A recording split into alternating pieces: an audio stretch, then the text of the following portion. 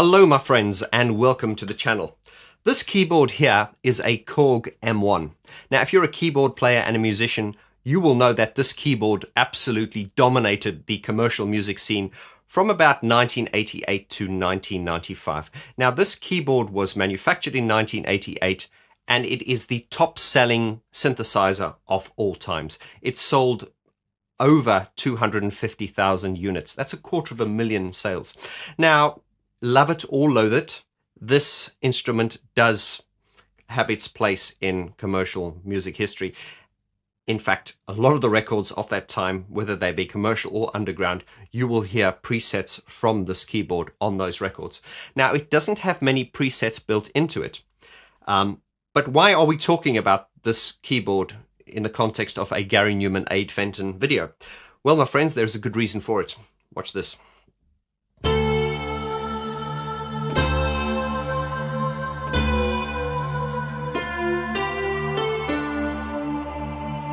Sounds slightly familiar?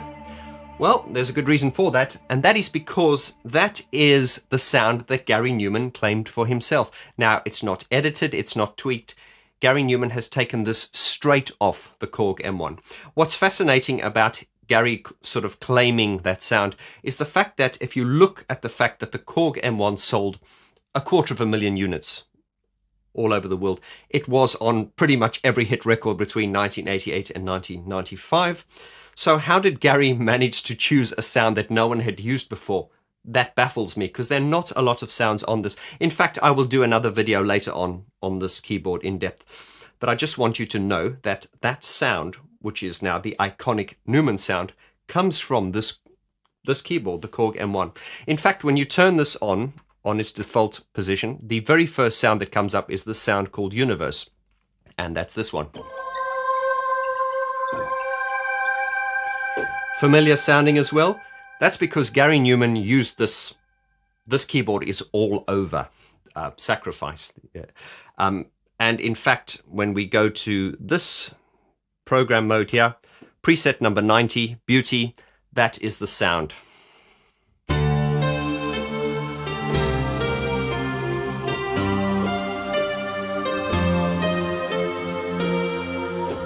That is the sound that defines Gary Numan, and it is the sound of Sacrifice, Exile, and Pure, and it kind of crept into Jagged a little bit as well. And that is the reason why I'm telling you about this sound, and that is purely for context, because in part 2 of this series now, which is the Ade Fenton Special Part 2, Ade and I will be talking about that particular sound.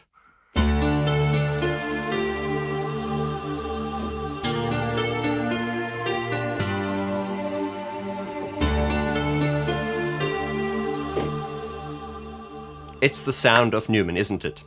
Anyway, let's jump into this part 2 of the Ade Fenton special. If it's your first time here, hit subscribe, leave your comments at the end of this video, and just introduce yourself and enjoy it. Part 3 will be out soon. Enjoy the video.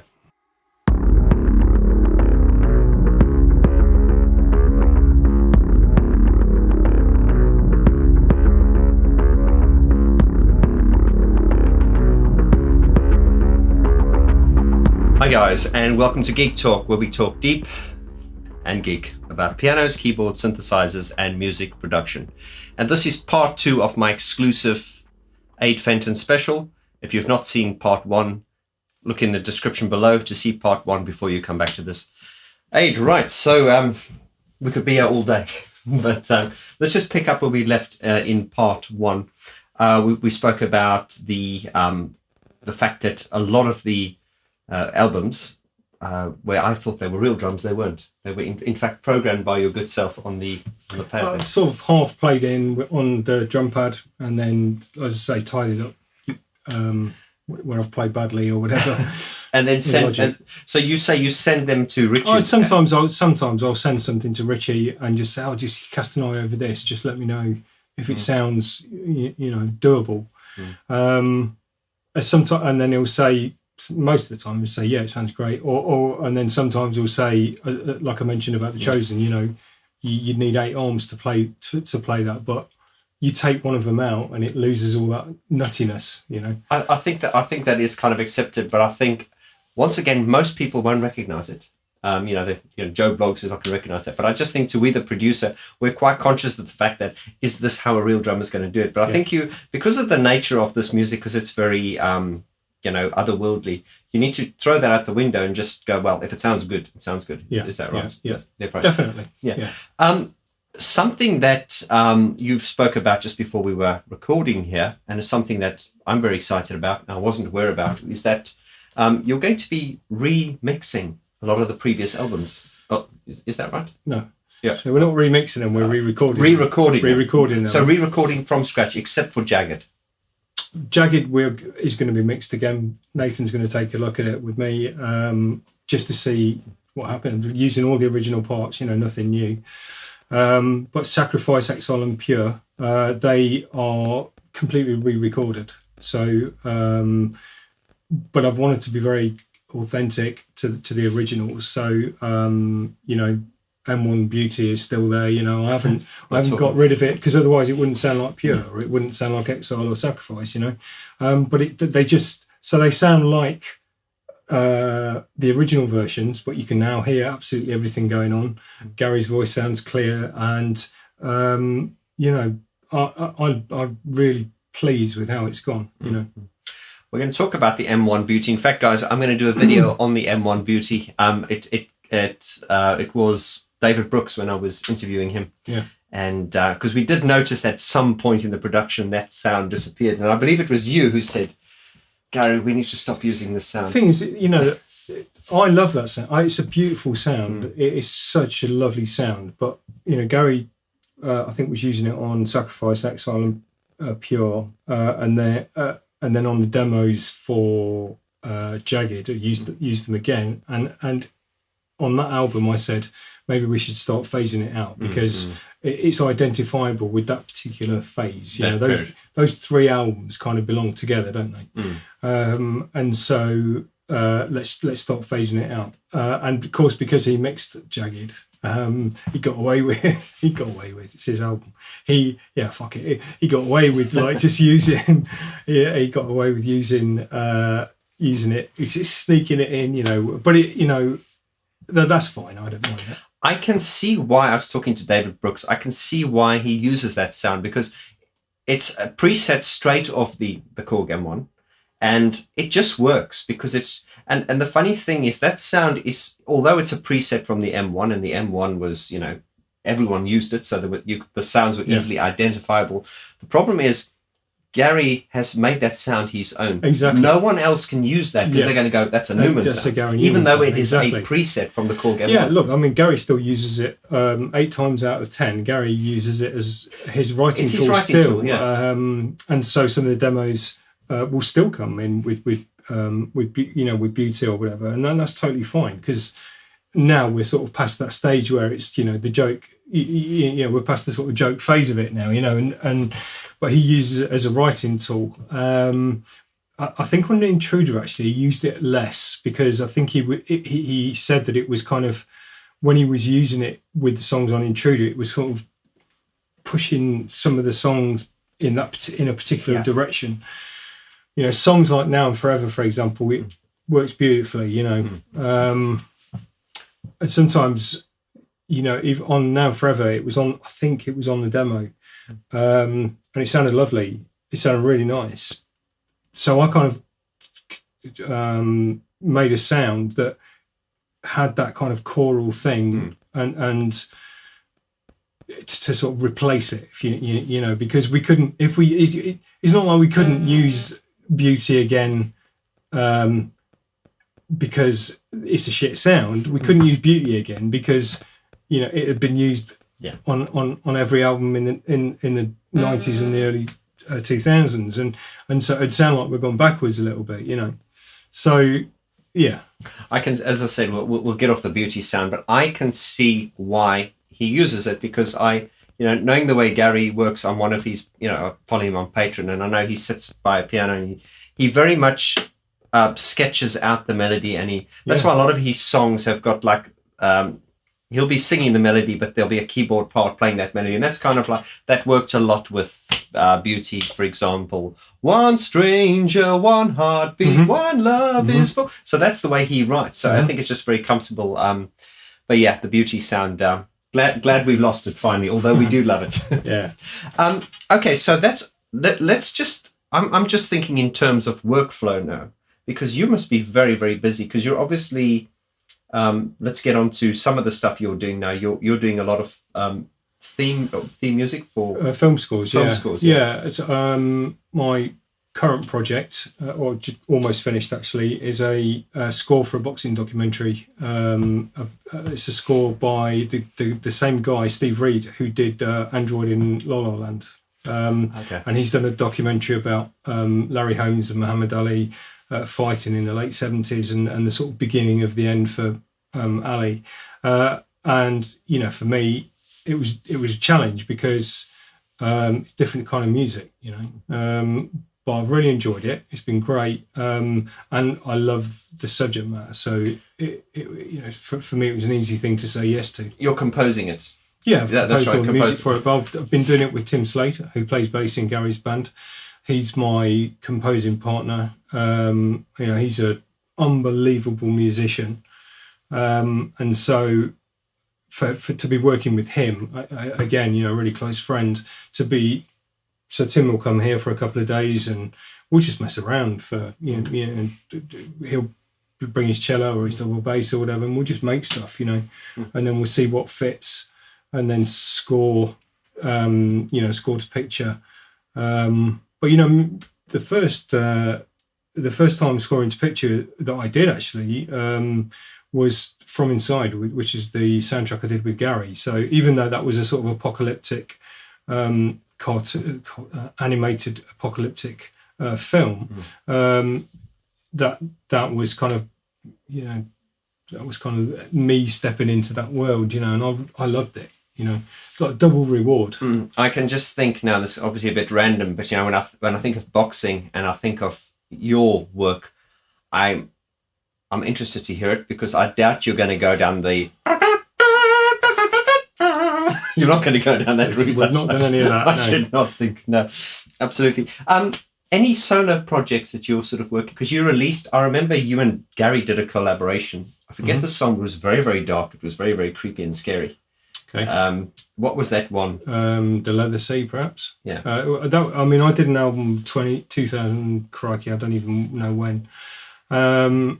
Which is, I think I might have mentioned to you before, is one of those that I kind of listen to now. You know, like, you know, when you watch a horror film, when you're hiding behind the cushion because you're scared of what you're going to see. That's how I can't even listen to it anymore. But I did actually listen to one of the tracks from that the other day, and I thought, that sounds all right. Actually, it sounds better than I thought it would. But I don't know. You know what? I'm so busy doing the film stuff and the garage stuff and other projects as well, producing for other people. I don't really have any desire. You know, I don't have a desire to be an artist in my own right. You know, I don't know. I don't even think I did when I released Artificial Perfect, to be honest. It was just something.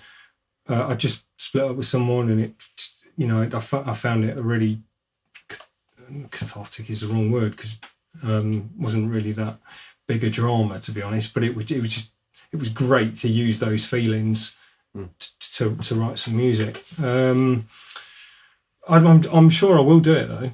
I don't know when, and I don't know what desire I've got to do it. If I do, it would be a collaboration with someone else. I'd love to do it with, say, Gazelle Twin. You know, I'd love to do something with her.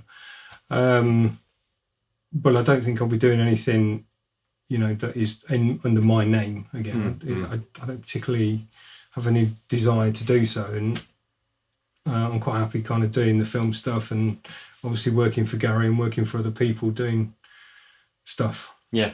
Well, talking about workflow and stuff, you've obviously mentioned that obviously you've just finished Intruder. Gary's talking about Intruder Part 2, you know, at some point. But then, of course, you're going to re-record Sacrifice, Exile, and Pure. Well, we've already done Sacrifice and Pure. You've actually done it? They're finished, yeah. Oh, right. They're just waiting for Nathan to mix them. Oh, really? Exile, I've done about half of it. we had to put a slight stop to it, well, big stop to it, because obviously of Intruder, and then because of the pandemic. So I was due to fly over to Gary's at some point, either before we started Intruder or whatever, to re-record the vocals for Exile. So I'm about halfway through it. Yeah. I see. I know, because this has all been quite hush-hush, quite a secret, or is it? Not really. I mean, I think Gary's mentioned it on his Patreon, and we haven't talked about it that much. Not because it's a big secret, but because we've got Intruder to talk about. Exactly. Yeah, you've got to keep the focus on one thing. Now, how will these things be released? Will they be repackaged? We don't know yet. Yeah. Oh, you don't know that? Yeah. I mean, they'll be. They're re-records, so they'll be repackaged in some way. But get that's obviously down to Gary. Gary manages himself, so he. I'm sure he'll be having conversations with different people about how to release those things. I don't know at this stage, to be honest. Yeah, because I think with things like that as well, is there's so much focus on an album. You don't want to sort of bring these things out and murky the waters kind of thing. But then again, I suppose that's not really the case in Gary, because he's got such a hardcore following. So they're quite specific and they understand. Yeah, but what you want to, yes, but what you wouldn't want to do is take any of the focus away from Intruder. And Intruder is obviously new, and those albums aren't new. Yeah. So Intruders and Intruder 2, when we start it, that'll be the focus. So the hope is that in between Intruder and Intruder 2, we'll get Exile finished. That is interesting, because obviously Gary is very big about doing just new material. So I'm interested to see why he'd want to readdress these. Was it something that someone recommended to him, or was it just... No, not really. It was a conversation that me and him had, and I think he recognises that, though, with the sort of sound quality that we're achieving now with Splinter, Savage and Intruder, I think it was like, wouldn't it be great to hear those albums as hi-fi and as big and everything, and then we were like, why don't we just try seeing what happens? We'll just re-record, let's just try Sacrifice, and so I think we started by doing Desire. I think was the first track that we did, and it worked out great. It was like, you can absolutely, drums are so powerful. That'll be another track that you think I've done live. But the beauty piano remains in those. Absolutely. Absolutely.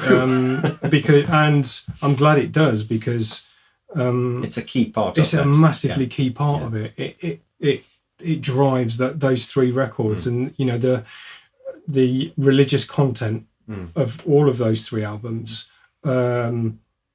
is almost kind of held up by the beauty sound, because it's such an angelic. It is pure. I was going to say pure. That's cheesy. It's such an angelic choral sound. The lyrical content of those albums, I think it needs to be there. No, I'm actually, as a fan, I'm happy to hear you doing that, because funny enough, it must have been maybe about 8 months or a year ago, I listened to Exile and I think Sacrifice, and I thought, how do I say this diplomatically? I don't mean this any disrespect, but I thought they sound like demos, particularly by today's standards. So and of course we understand the history. Gary was struggling, so he put that together himself. I think he did the vocals on an SM58. It was really done on a budget, but we can't compare it to what you've just done. But I mean, it's night and day. So it would be nice to hear those records brought up to the standard. Yeah, and I've made it very clear as well that the last thing I would want is for it to be an Ade Fenton remix album of those albums, or Ade Fenton interpretations of the album. It's not that at all. This is no different to Gary sending me a demo, albeit with Pure, for example, being a very developed one, and it's far more than a demo. That Pure, it's a great album. But it's the actual sort of sonic quality is what we're talking about. The songs are the same, the instrumentation is the same, albeit there's a lot less loops used. There's much more clarity in the drums, and there are some new parts, obviously, but the parts are in keeping with what those albums were about. Yeah. You know, you can just hear everything going on, and it sounds exactly the same as listening to Pure, but now it's on steroids. It's Pure on steroids. Okay. Right, Ade. So Gary has just obviously now he's gone back to California, but whilst he was here in the UK, he they did the rehearsals for for this live streaming thing. So obviously you provide the backing tracks. So you go to the rehearsals and so that you obviously listen and see if there's any changes that need. Yeah, that happened a little bit. The mix engineers will send me the stems from the finished album. I then have control over all the multi-track and I'm able to take stuff out. So, for example, Richie he came over to the studio. He took samples of any of the, if it's a 909 snare or a big fat kick or whatever, where he's not using live drum sounds. On Betrayed, for example, there's a big old kick drum, electronic kick drum, and a sort of really snappy kind of 909 sounding snare. So he would take those so he could play those live. Me and David Brooks would then have a conversation. Okay, what are you going to play live and what should we leave on the track? Because obviously he's only got two hands.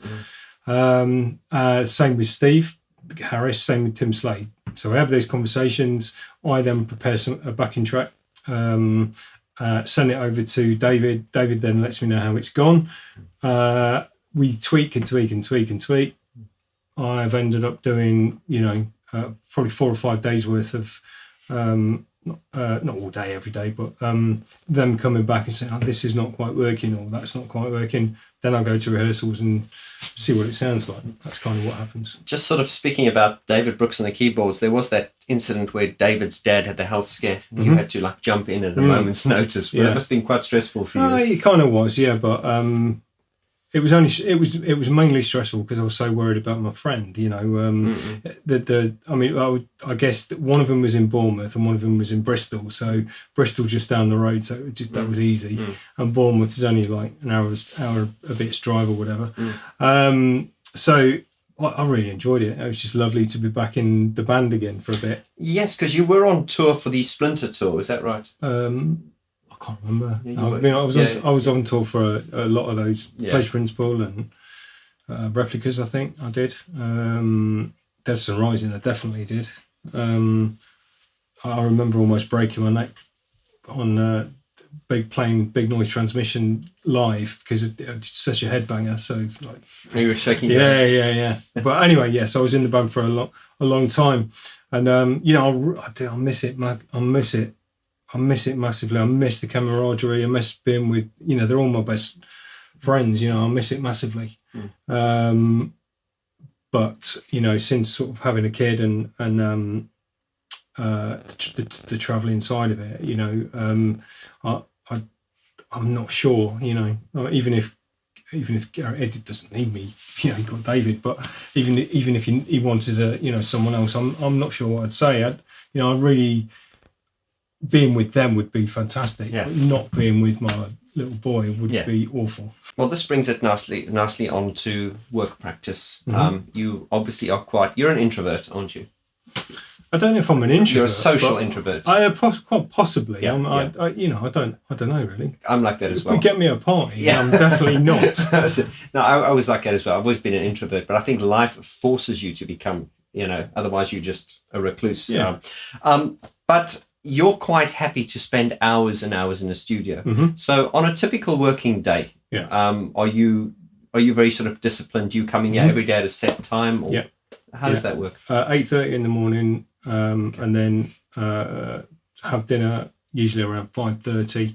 But I'll usually go and play with my little boy for an hour before dinner, and then I'm back in here at probably 7:30.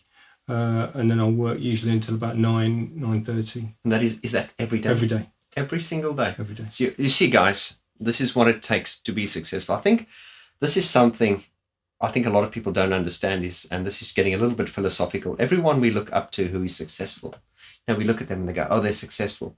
But behind every successful person is this story of someone that works and grinds. And yes, it's the story of Gary Numan, someone who's gotten up and fallen, has fallen so many times. So you're saying is you're in here 8:30 every morning. You stop at 5 for dinner. You come back at 7:30, and then you work till usually 9:30. But you know, that's if I've got the work on, which is most of the time I do, thankfully. Yeah. And two, if it's happening. If it's not happening, or if I'm sat at the keyboard, or if I'm twiddling and nothing's happening, or if I'm not feeling it, then I won't.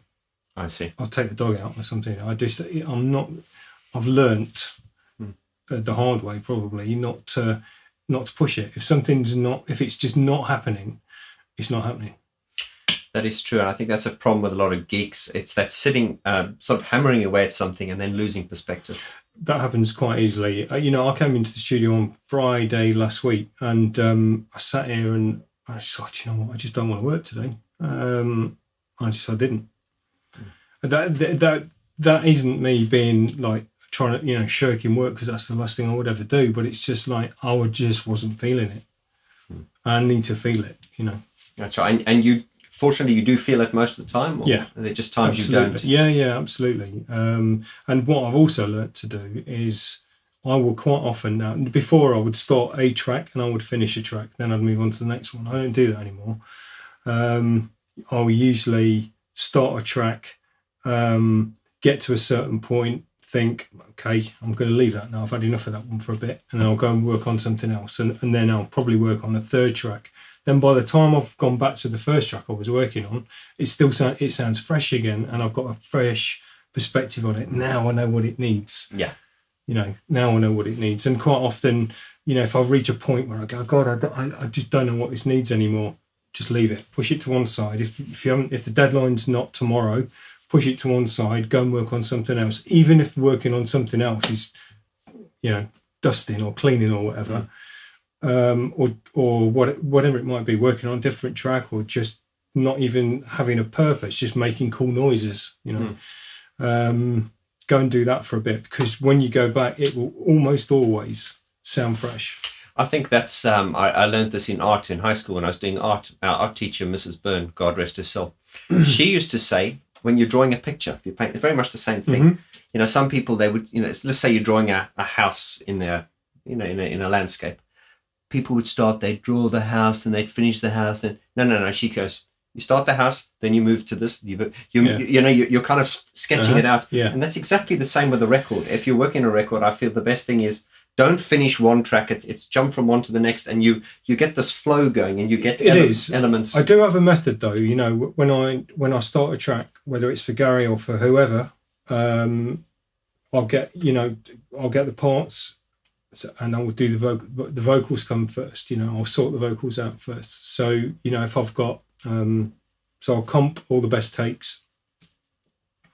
Usually bounce those down to audio. The best takes with full effects and everything on. No. Just completely dry. Yeah. Once I've selected the best takes, then I'll bring those bouncers back into Logic. And then I'll do all the editing. So it'll be the tuning, the timing, everything, tighten everything up. And then I'll start applying effects to the vocals. Sort of got a tried and trusted vocal chain, with compressors and EQ and what have you. And then the drums will come after that. And then after the drums, I'll get a basic idea of where I think it should be with the drums and the vocals. And then I'll start adding the bass, then I'll start adding the synths, and then I'll go back to the vocals, and then I go back to the drums, and then that's how it all the picture starts to be painted. To gel, yeah. Right, so that's interesting, because I think for a lot of, especially the geeks in my community, who are like fundamentally musicians and stuff, they always start off with a track, it's the drums, the bass, and I found this is the problem with a lot of producers is, they always start with the music, and then they kind of shoehorn the vocal in afterwards. I personally have always found start with a vocal, and that's like the focal point, because everything, it doesn't matter how much effort and intricacies you've put into the track, most people are going to listen to the vocal. Now, that's not to say you shouldn't care about those little details, but I just want to sort of coming into your workflow. So you say you start off with a vocal, that's the most important thing. Then you bring in the drums, because that's the rhythmic element. and then bring in the bass. Is that usually your approach? That's usually my building block and approach. I mean, but you know what you just said. That is half of the reason. What you know, one, it's a Gary Numan song. It isn't an Ade Fenton production. It's a Gary Numan song. Yeah. So he's got to be the star. That's it. My job is to make make his songs as good as I think they can be, and that he's happy with. That is my job. You know, it's not about what cool drum patterns can Ade come up with. It's about, you know, what's the best thing we can do together. And so the vocal is very important. It's the centre part of it. It's the centre of everything. That is one reason. The other reason is I cannot bear just starting a track if the vocals aren't sounding right without processing or whatever, it just bugs me, you know. And I just think, oh, do you know what? I've tried it before, and I just go, oh, sorry, I'm just going to go and do the vocal. I'm going to edit all the vocals so that they sound brilliant. And I think that if the vocals sound brilliant, then you know what you're building around, you know, because everything else is about the song, you know. It's like making a good chicken stew. If you're using good organic chicken, then the rest is just spices and ingredients. Exactly, that's exactly what it is. Follow us for more recipes. Okay, so let's just talk about Intruder. Now I'm going to make a shout out to my wingman, Brett Wallace, who I'll bring on later. Thank you to Brett Wallace for introducing me to Gary Numan. So it's because of him that this is all happening. He had a good question for you. What's your favourite songs on Intruder? If you're allowed to say that. Yeah, of course, absolutely. I think. I mean, there's two. You know, what do I enjoy listening to, and what did I enjoy making? Luckily, they're the same three. I Am Screaming, The Gift, and The Chosen. The Chosen because it is absolutely mental, and Gary's remit for it was, I just want it to be layer upon layer upon layer, and just when you think it can't get any more mental, another layer appears, and it just keeps getting more mental. For me, that is just, that is the perfect, if anybody could give me the perfect recipe for doing a track for them, that's it. And I loved it. I absolutely loved it. And, to be sat in here and, when he sent me the demo, it had all of the, like all that bass line was there, but he just wanted it, more. And it was, I loved it. We did that track really quickly, even though it's so, I think there's about 130 audio tracks on that particular mix, including buses, so it's full. It's up to, there's no room left for anything else. Love that one, and it's to hear it perform live at the streaming show as well. It's bonkers. Love it. I'm Screaming because I enjoyed. I with that one, I kind of enjoyed deconstructing Gary's demo and sort of going, okay, because all Gary's demo at the time was all half speed, and it felt like at some point it should pick up a little bit, and so the idea with that one was start it really gentle. It's really gentle to start with. One or two nods to Cry the Clock Said from Dan's, because it felt like it worked with the CL78, albeit a very sort of bent out of shape CL78, if you like, with lots of tape saturation on it and distortion, and then to actually experiment with it going into full speed, if you like, towards the end. I enjoyed that, experimenting with that track massively. And The Gift, just brilliant song, that was just an absolute joy to produce that track. And the demo that Gary sent me, all the drum machine groove was there. That was Gary's, built on that. And then we really worked on that particular track, lots of others, but particularly The Gift. It was we talked a lot during the making of that one. I think originally the vocal melody in the chorus was only going to be an instrumental chorus, and then Gary had tried doing a vocal to it, but it was in, you know, when he's writing, he sometimes does some like mumbo jumbo kind of stuff just to get an idea of how syllables flow. So he'd done this thing and everything. I went, oh, that sounds fucking great. Let's try doing that with lyrics and stuff. And so it really came together. You know, we even though we weren't able to be together physically, you know, we were on FaceTime to one another.